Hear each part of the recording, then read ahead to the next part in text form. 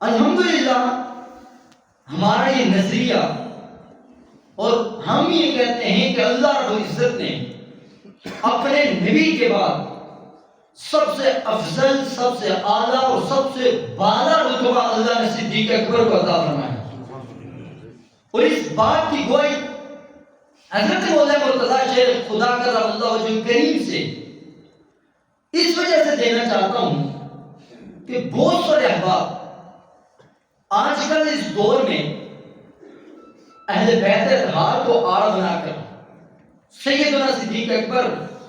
حضور علیہ الصلوۃ والسلام کے ان جانثاروں، وفاداروں اور خلفاء پر تنقید کرتے ہیں، اور یہ نظریہ، یہ عقیدہ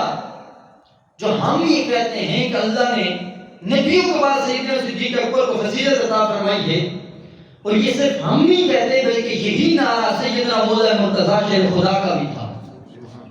امام احمد بن حنبل نے مسند احمد میں یہ حدیث نقل فرمائی ہے، حضرت علی نے حضرت جحیفہ رضی اللہ تعالی عنہ سے فرمایا کہ یا ابا جحیفہ الا اخبرک بافضل هذه الامه بعد نبیها، اے جحیفہ کیا میں تجھے خبر نہ دوں کہ حضور علیہ الصلوۃ والسلام کے بعد اس امت میں سب سے افضل شخص کون ہے؟ قال قلت بلا، وہ فرماتے ہیں میں نے عرض کی کہ کیوں نہیں آپ مجھے بتائیں، اور حضرت جحیفہ کہتے ہیں میری کیا رائے تھی؟ وہ فرماتے ہیں ولا مکن ارا ان احد افضل منه،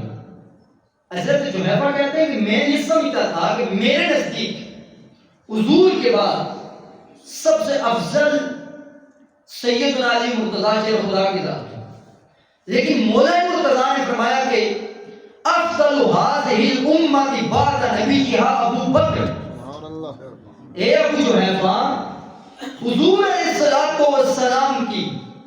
امت میں نبیوں کے بعد جو سب سے افضل رتبہ اللہ نے جسے عطا فرمایا ہے وہ صدیق اکبر کو یہ رتبہ عطا فرمایا۔ وہ فرماتے ہیں اس کے بعد حضرت عمر کا نام لیا،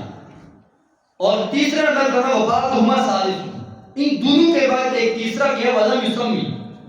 حضرت ابو جحیفہ فرماتے ہیں حضرت مولانا مرتضیٰ شیخ خدا کرم اللہ وجہ کریم نے اس کے بعد تیسرے شخص کا نام نہیں کیا،